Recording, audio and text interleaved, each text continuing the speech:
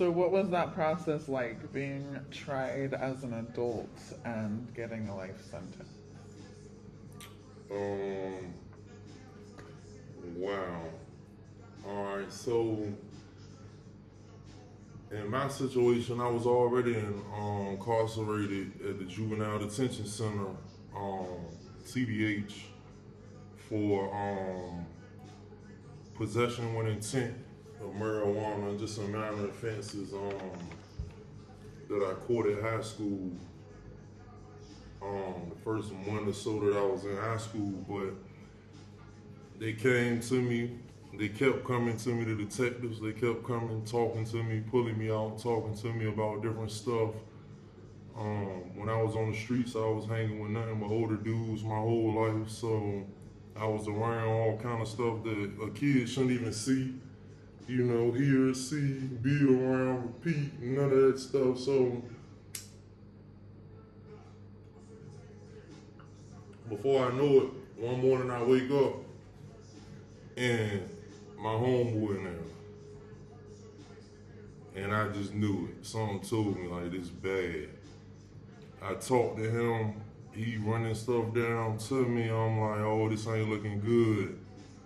I think maybe a few hours later, um, detectives called me once again from a different city to try to talk to me. They take me back to my cell. Maybe 2, 3 days later, it was over. They came and got me and my homeboy. Took us to two different locations that same day, cities, and booked us on multiple charges. And they was already serious, so we already knew that we was going to the big house. It wasn't no going home, wasn't no juvenile detention center, upstate. It was none of that. We was gone. So of course, like you looking at it like, oh, we gonna beat this or we gonna outsmart them. No, we went in there with a game plan, thinking we had all the sense, thinking we outsmarting these people.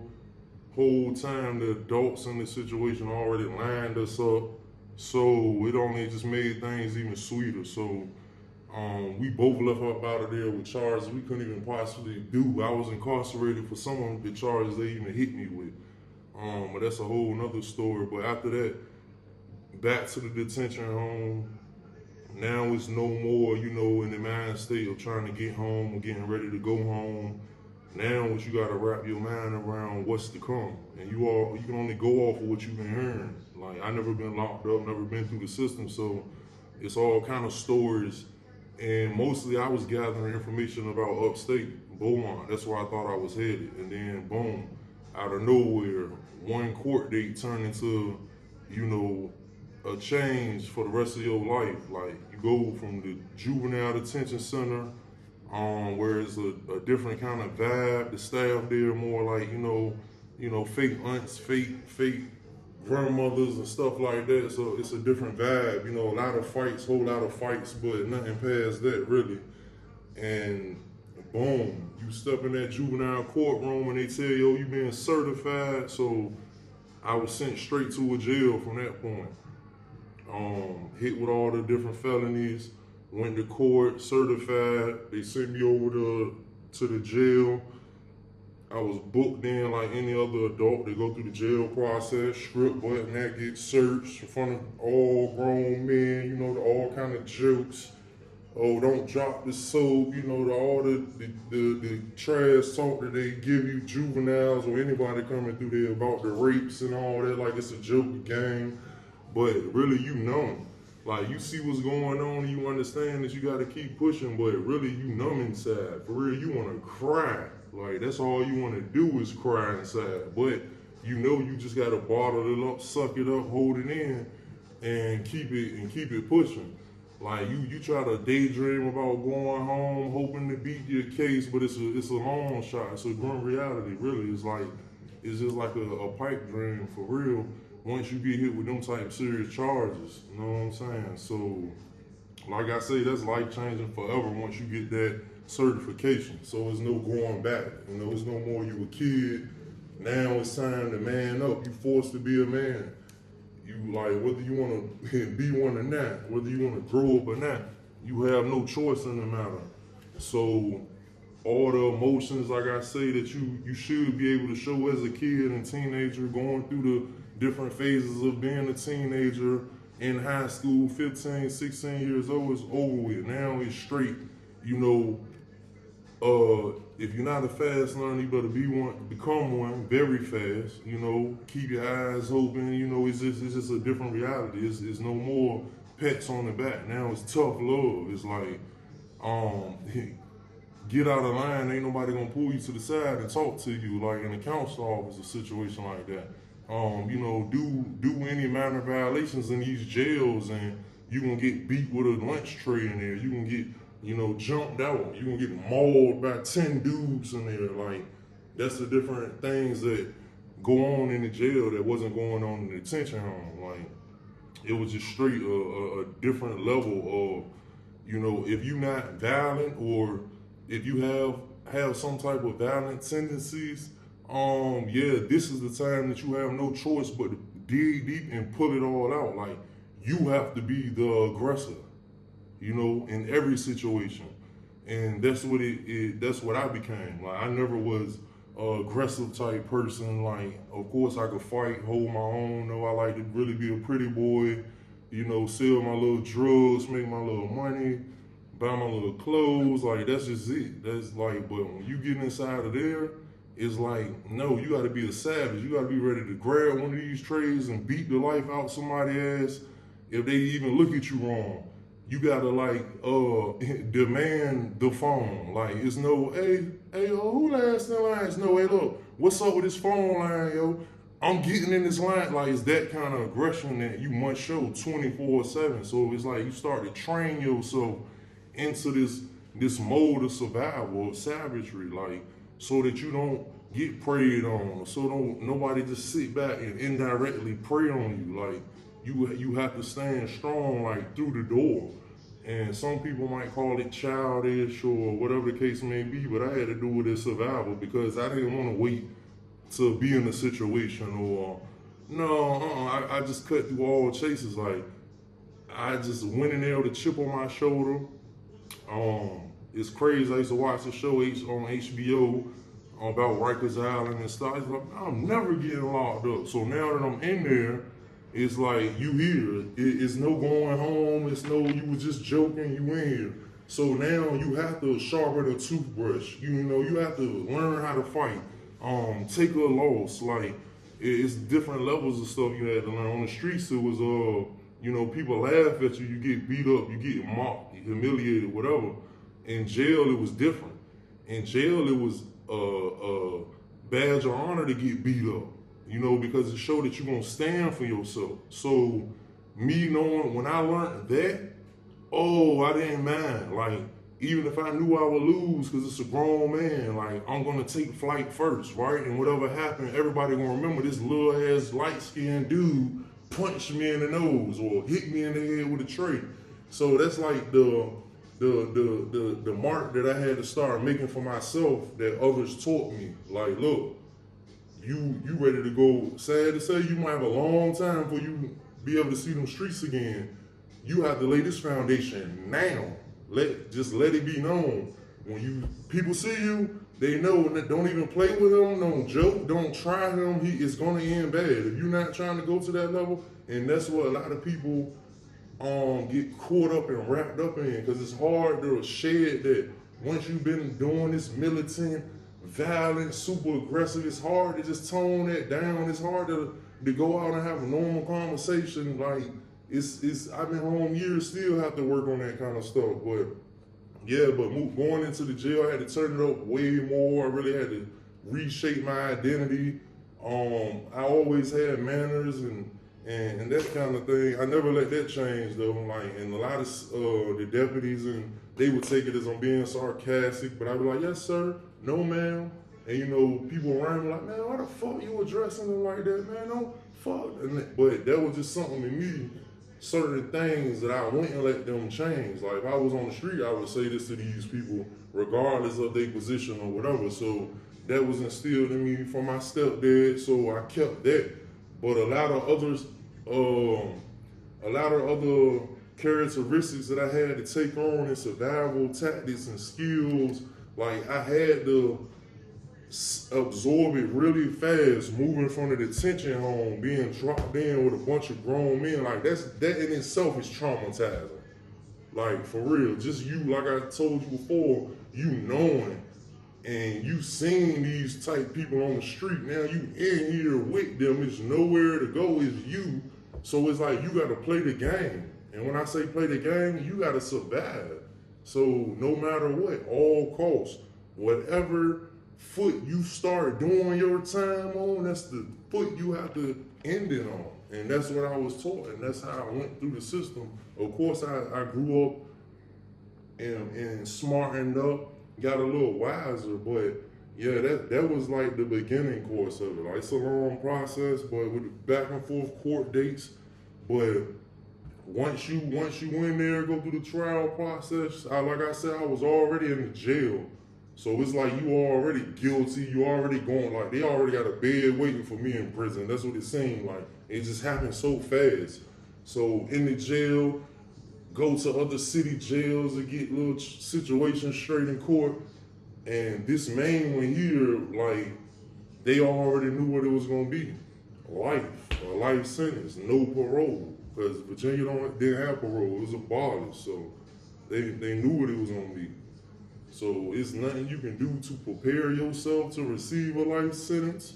It's nothing you can do to get ready. Like, and it's so crazy because honestly, it's like how you think you're gonna react. Sometimes it don't even be the case. Like I went in there like the night before, you can't sleep. You know, you in the jail, dudes giving you different scenarios, dudes trying to encourage you. You know, it's still business as usual. Dudes still getting beat up in there. You know, while you laying in the bed trying to get your mind right for court, like it's all kind of madness around you. But even with all that going on around you, man, just knowing you going to this sentencing the next day, like you zoned out, you know, you can't sleep. You know, right after they count early morning, they come by the bars, call everybody's name for court. So now you know it's getting real now butterflies, like, but you can't show that you scared. You can't show this fear. You can't show none of this emotion, right? Even though you want to go in there and cry inside. Please let me out with this motherfucker. Like, I don't care what nobody say. You ain't trying to be in there. But you got to stand firm. You got to, you know, keep your game face, poker face on. So once the deputies all round everybody up, different parts, people going to court. Next thing you know, you escorted down the catwalk, everybody in order, hit the elevators, can't turn around, you turn around, they're gonna make your ass beat you with a baton in there, you gotta face the back of the elevator.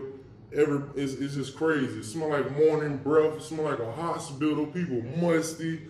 Like, it's crazy. People farting in that bitch. You like, damn, I'm facing a life sentence. You got this little ass charge, and you a grown ass man. You over this bitch farting and like it's crazy. Like you just don't want to be played with on sentencing morning. You know, like, and it's certain people, like, and it's so crazy because even though I'm a juvenile, it's adults in there who look like they want to do what I want to do inside, running there, please, y'all, let me go, crying. Like, it's crazy. So, like, I don't believe, like, everything, a lot of it, what you see is real in reality, but a lot of it not. And niggas in this elevator ready to cry in there. Niggas in there ain't been to church since their grandmama used to drag them to Bible school. They in there with the Bible in their pocket. They in there reading Psalms 91 and shit. On the way, you looking at them like, bro, I was in a pod with you. All you do is drink coffee and gamble all day. Man, you in this bitch with a Bible. Like, this like, all of this is crazy. So now he got me like, I know these dudes shit ain't serious. Man, I ain't seen them on the news. My face always on the news. And they acting like this. Now I'm inside, I'm kind of like, what the hell am I walking into? Man, anyway, they got everybody in bullpens. Now this is where the BS comes. They put you all in bullpens, you gotta take your handcuffs off, you still got your shackles on or whatever. They got a pod over, a little holding cell over there where they keep everybody shackled up in. Like, it's all kind of madness. I don't know. So I'm in back locked in here with a bunch of dudes from everywhere, all walks of life, all charged in a holding cell. Everybody waiting on their fate. Eventually, they call you by like 3s, 4s, or whatever to a room right in the back of the courtroom where now you getting even closer. You know, so now this shit really depressing, right?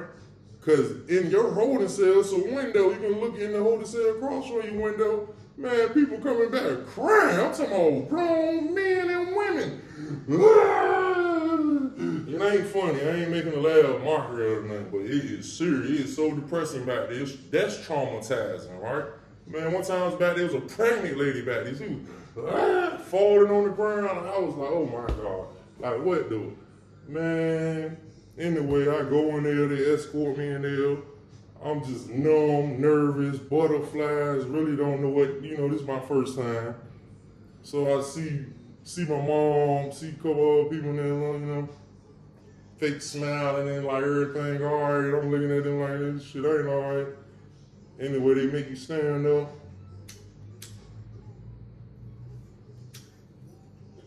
Man, I took that lady about 4 deep breaths and 2 jugs of water. Like, you would have thought she ran a marathon.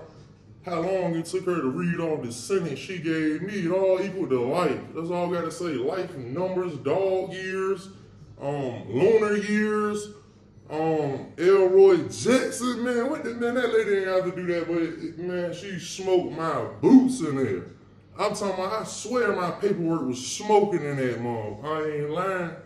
I'm just numb, right, I tried to keep track. I lost track of this shit. I couldn't even add and keep up with the numbers that fast. My lawyer over there like this, right? Like, I'm looking like, man, what the, is this nigga doing algebra? Is that an A times X, man? I stopped looking at him. That was pissing me off. So you feel like a mix of like sadness, sorrow, anger, like, what the fuck did I let these old dumbass niggas get me in? Like, it's just a mix, like, it's just like, you gotta go back to it. Like, it's really, you wanna cry. Like, don't get that twisted. You wanna cry. Like, your knees, you trying to hold your knees up. Like, I'm laughing, but it ain't funny. It's something I can kind of make a little light joke for somebody else going through it out there. Because it ain't always gotta be life like they give you, as you can see. I'm right here, look. Yeah, but seriously, I don't know, it's different, like, it's different. Everybody's situation ain't different. Like I said, I was numb, I ain't even heard the numbers no more, like, it was just different, right? And it's nothing you can do about it, but just take it. Every word they give you, every number they give you, every letter. And then this will make it even worse. So now, at first, you escort all in there by yourself with one deputy or whatever, right? So once they hit you with that sentence, now the cuff's back on behind you, and now it's about 5 on. They trying to drag you out, your shower shoes stuck. You like, man, what the, like, this shit crazy. Like, what is this? What is going on here? But yeah, you threw in a different cell with everybody in there sick as a, man, everybody was sick in there. But I can say though that day that I got sentenced though, it was a dude in there, right? That I wanted to cry. I ain't gonna lie, I was so suicidal, right? I wanted to die. I wanted to cry. Like, I ain't gonna lie, I just wanted to die. So I go in the bullpen, whatever, and honestly, like, like I told you, I'm taught to make my mark wherever I go, right? So now I'm in the mind state of just putting negative energy out there, just negative as hell. I'm like, yo, when I get back to this bullpen, because the one that's not near the courtroom is up on the 2nd floor, and it's a row of holding cells where they first put you at, where I told y'all about. It's one phone in there. And during certain times of the day, if you go in there, hit a little, then dial the number, boom, it go right through. The phones ain't even supposed to work. So now I'm putting in my head, like, man, if I go in there, trying to get on this phone, Man, I don't get this phone, I'm straight going upside a nigga head. I don't care who it is. I'm already just negative self-destructing, right? But this is a good thing though in the prison world, because if this happened, everybody gonna hear about it. Everybody gonna hear about it, and that's what I was taught. And honestly, that's the mission that I was on, making examples out of people's ass. Honestly speaking, so I go in the bullpen right by the courtroom waiting to be escorted upstairs. It's like 2 dudes in there. So, man, it was a dude in there, man, named, I ain't even gonna say his name yet. In the future, I say more names and stuff. In the future, I put names, all that out there, man. So, he had gave back his sentence. He had like 38 years. He gave it all back, took a plea. Man, he was ready to go home, man. He had like a couple more years to do when he was being released. Thought he was gonna do 38 in prison. So, another thing, everybody can see my age on my face. Everybody know I'm young. Everybody seen me on the news, heard about me. So when he see me, he look up, he like, yo, start talking to me or whatever. So, he was like, he's saying it in my face, man, you get a sentence like that, you broke. You can't hide it. You know what I'm saying? You broke. But I'm trying to smile it off, whatever, like it. He tell me his story. He like, look, bro, don't worry about none of that. Whatever you just got, it don't even matter. Them people told me I had 38 years. I just came back from the penitentiary. So I'm like, damn, what? So now I'm thinking like, damn, people get their time back. I don't know nothing about none of this court shit appeal, none of this, how this work. So now I'm kind of like, my spirit's a little changed, but I'm still in the dumps. You know, I think for the next week or so, I would play the bed. I don't even think I really showered like that. They was dudes getting my mail. The deputies been knowing me so long and know the little dudes I mess with in there, because they ain't little dudes, they older men, of course, but know they passing him my mail through the bars. One of my homeboys would give me the mail on the board. I stuff it right under my mat. Like, only time I think I hopped off that rat, man, was a situation, man. I had the opportunity to stomp somebody's ass out over the TV, some BS. Yeah, I hopped right off of that, engaged in that, got back in the bed, but yeah, I wasn't like, I just didn't know what to do. I was lost. I still had dudes trying to encourage me, but getting that sentence, it's either gonna tear you down and keep tearing you down, like it was doing me, or you just gonna pull it together. Like I said, you gotta keep it pushing. It's like, what can you do? You gonna just stop. Like, and if you just wanna stop doing time or whatever, they got a place for you too. You can be butt naked in a cell doing it that way. Like, it's doped up on medicine or whatever, like it's different shit. So I just started pushing, like, I'm gonna make the best out of my situation. And I've been hearing, like I say, a lot of dudes around me been to prison, been to different jails. So I soaked up everything I could, even from dude in the holding cell with me. I soaked up what I could from him. Try to learn everything I could about prison, what I'm facing, getting different point of views, like all of that, and everything I was hearing. These dudes that was grooming me had me on the right track, like, for real. I was on the right road. So I just stayed the course. Like, even when I was separated from around them, we'll end up in the hole together or whatever. But even from around them, they hearing my name. Like, I'm going down handcuffs or hog tag, and they see, oh yeah, Youngin still on it. But it's still all traumatizing, all stay with you, man. You depressed, man. You try to push through it, being in the jail, depressing. Like, and that's just what it is. All you think about is suicide. You even think about trying to hop that wall, but you be like, oh no, that ain't a reality. And that's why, for real, sad to say, a lot more people lean towards suicide than hopping the wall. Like, and that's crazy, but that's what they push people to.